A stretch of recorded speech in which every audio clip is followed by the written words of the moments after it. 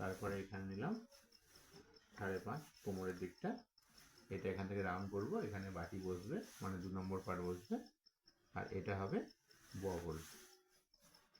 এই মিডিলটা 2.5 ইঞ্চি দূষিত বা 3 ইঞ্চি রাখতেও পারো। এবার এখানটা বাটিটা বসাবো, বাটিটা বসিয়ে বাটিটা কেটে নিচ্ছি। বাটি মানে আমাদের 2 নম্বর পার্ট যেটাকে বলি।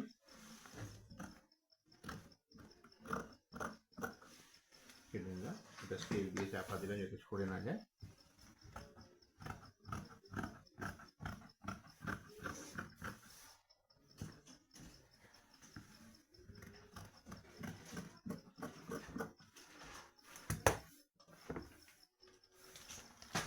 এটা হয়ে গেল 2 নম্বর পার্ট। আর এটা হচ্ছে 1 নম্বর পার্ট। এটা গলাটা কাটলাম, গলাটা কিন্তু একটু ভি টাইপের হবে।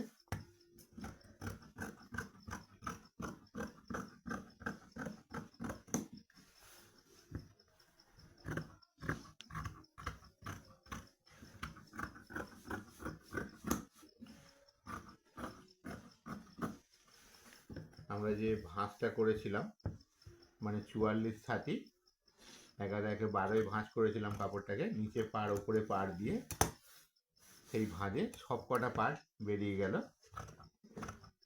প্রথমে পেছনের পার্ট, তারপরে 1 নম্বর 2 নম্বর 3 নম্বর ও 4 নম্বর পার্ট। এখান থেকে যে নিচে দেখতে পাচ্ছেন এটা 4 নম্বর পার্ট বেরোলো। আর এই যে দুটো বগলের কাপড়, এখান থেকে আমার 3 নম্বর পার্ট বেরোলো।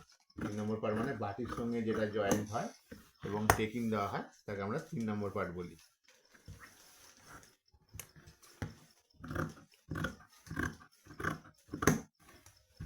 এই হয়ে গেল। এখানে এটা আমি 4.5 আর এটা হচ্ছে 3.5 নিয়ে নিলাম।